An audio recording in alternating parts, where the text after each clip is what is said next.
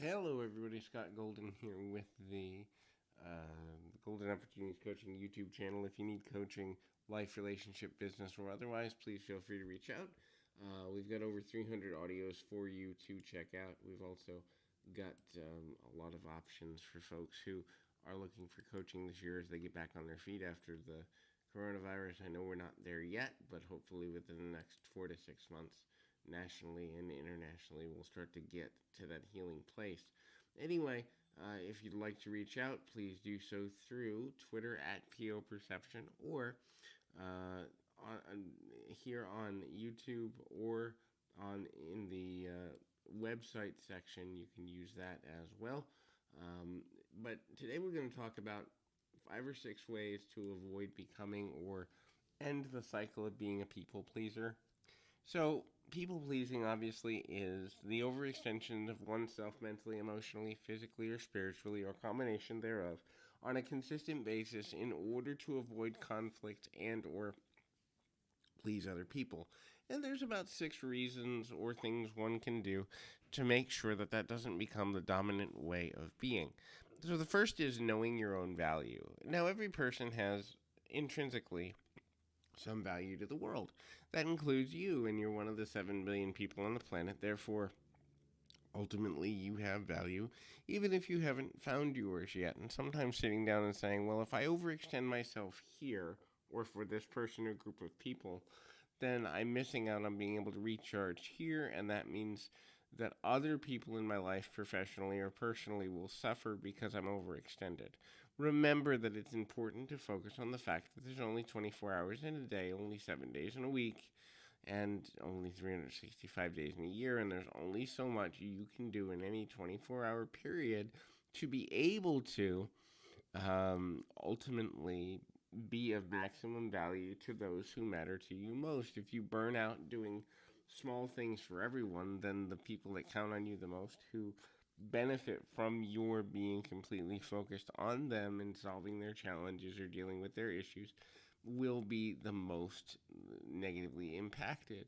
The second is the idea of saying no and the hesitancy we have, especially in Western culture, to say no. Now, obviously, there are groups of people who have personality deficits and disorders who will use the use of the word no to victimize themselves. And if you're dealing with an abusive situation such as this or have in the past, it can be really difficult to kind of maintain the boundaries necessary in order to be able to say no. Now, sometimes saying no can say not right. It can mean not right now. Sometimes saying no can mean maybe later. Sometimes no can mean something as simple as making a compromise, not in this moment, but we'll do it here, and you can give an alternative.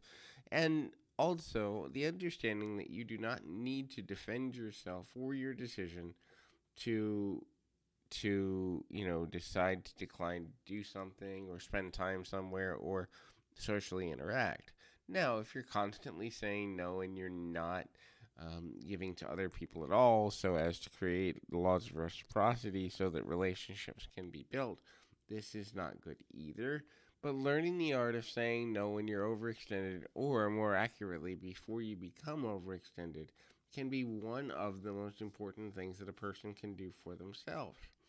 The next is making yourself important and making your alone time important.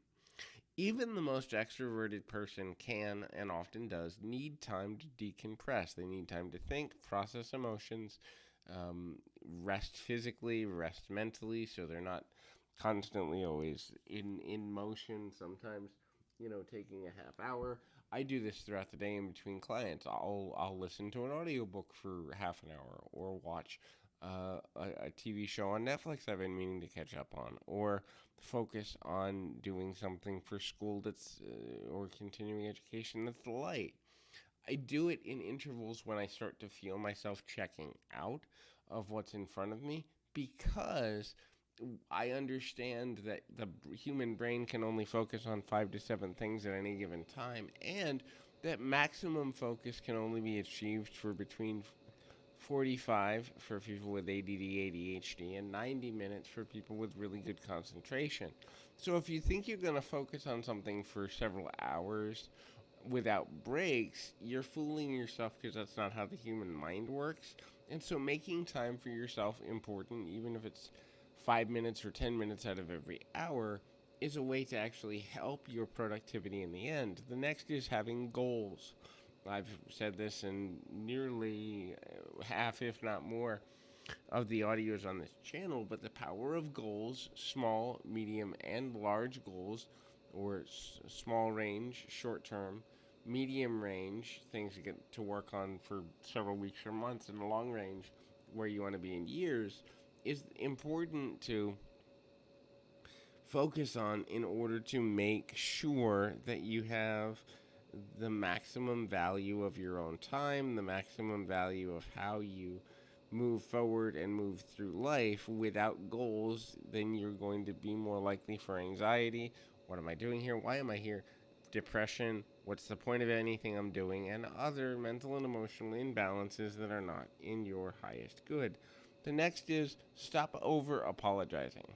Now, obviously, if we do something that hurts another person or brings another person to a negative place on purpose, or we could have behaved differently, to apologize is the right moral, ethical, and emotionally proper thing to do. However, the over-evaluation and over-use of apologizing can actually be detrimental to our own credibility. If you say sorry because you stepped in front of someone and you didn't see them constantly, or you say sorry because you didn't wait for someone to cross a parking lot from 50 feet away and you didn't hold the door for them, or you come up with other reasons to apologize, then when you truly are sorry and have made a mistake or misstep, people are going to go, yeah, you say sorry all the time, you don't really mean it. When you lose your credibility in that regard, it can take months or longer to regain it, whereas if you only apologize when the need fully arises, you're in a much better position. And so hopefully that's helpful. If you struggle with people pleasing or any other undesirable situation of behavior, please feel free to reach out.